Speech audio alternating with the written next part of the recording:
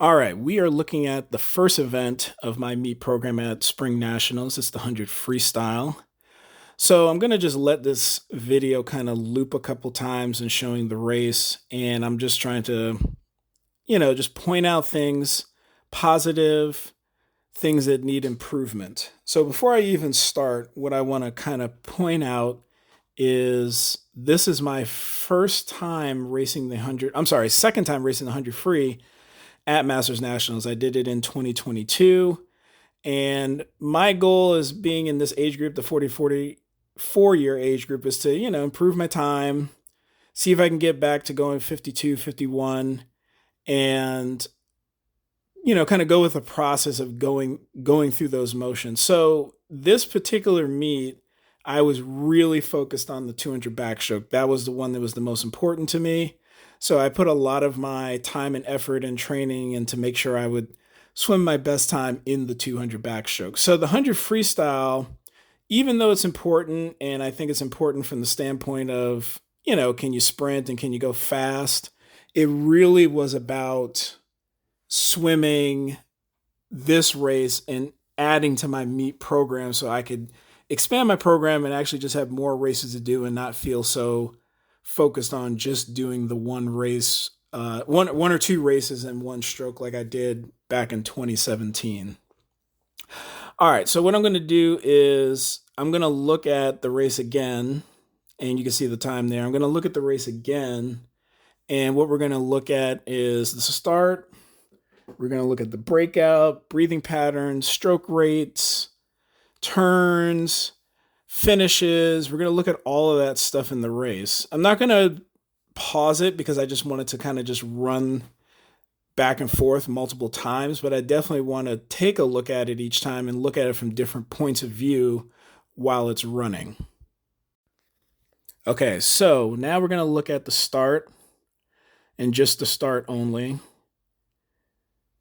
One of the things I did work on was making sure that my head was tilted back so that way I could kind of swing forward and not feel like I was just raising my upper body and not really driving my legs forward. So on this particular race, I did an excellent job of doing that. I get my feet set, I'm relaxed, and I get off. And if you look at the start there, I'm actually pretty far out with everybody else on the start there. So that worked out really, really well. Set me up on this very first 25 very, very well. And now we're going to look at the breakout for all the walls. So my goal was just to get 2 to 3 dolphin kicks, not breathe off the walls and stuff like that. So I felt like the very first breakout was very, very good. Coming up on that one, I did take a breath right out of the wall, but it still looked good. And I was able to keep the speed going from the first 25. And then here we go off to third turn, looking at that breakout again. Still breathing off the turn, so we're going to have to work on that. I think I was just a little bit in oxygen debt, but I was focused on making sure that when I came out of the turns, I was getting past the flags. And when I came off of this turn, I was definitely tightening up, so I was trying to hold on as best as I could and get to the finish. All right, so now we're going to look at just the turns.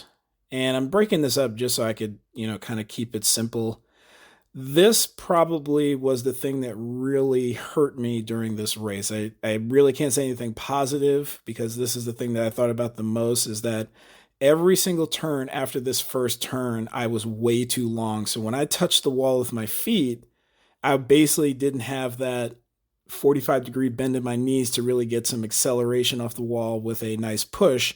I was basically pushing off of my tippy toes. And each time I did that, it kind of messed me up in terms of the race because I wanted to go fast. Like, the rest of my stroke and everything else was fast. But when you're coming basically from a dead stop, and it was even obvious right there, I came up right at the flags, that it kind of hurt my spirit a little bit when I came in that last turn because I knew I wasn't going to be able to go fast like a 51 or a 52 with the way those turns were.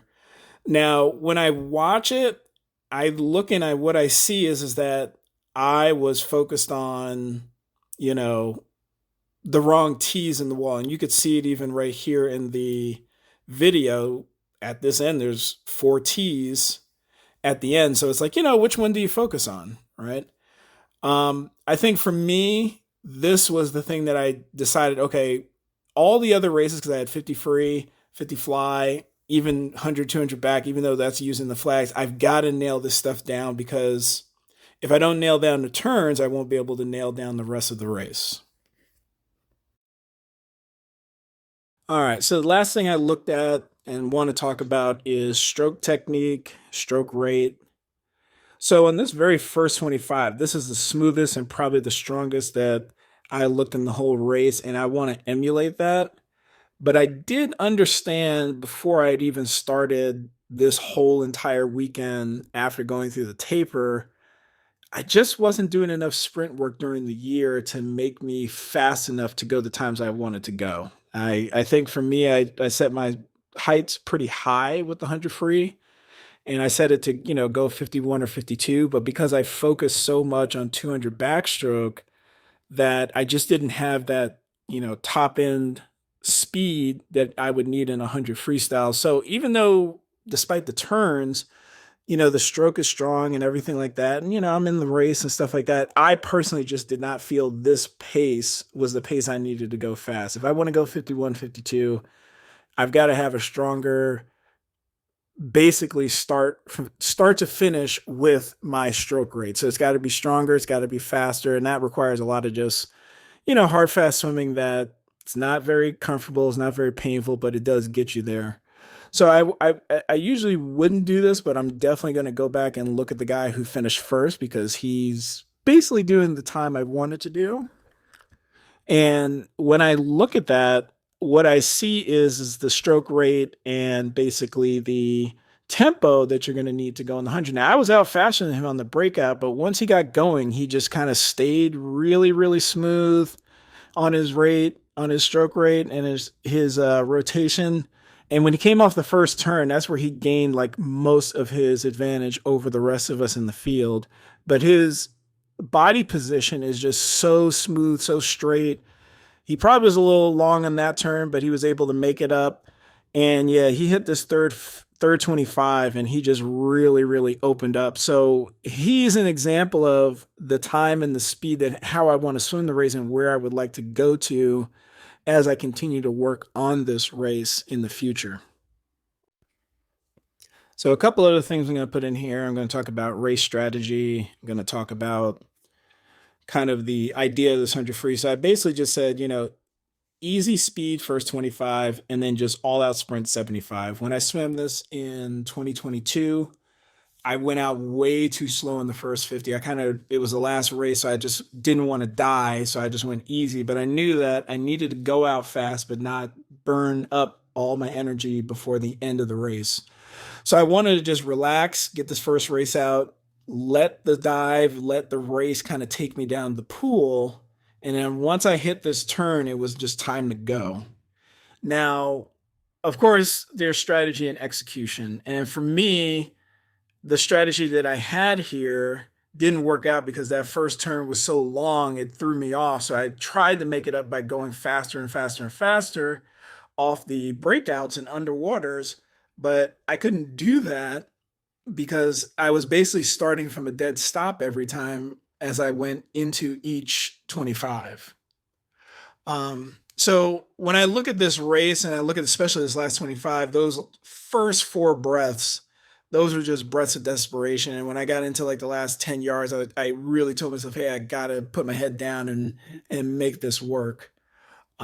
So for me going forward, I definitely think that working on repeat 50s, trying to get to 26s, 25s, is definitely going to be the new strategy. And also just working on how do you respond to you coming short on the wall? How do you respond to maybe breathing out of the walls? Those are all things that I definitely want to look at as I prepare for this race again and try and go into that going 53 high, next season in this race and hopefully swimming at a big meet.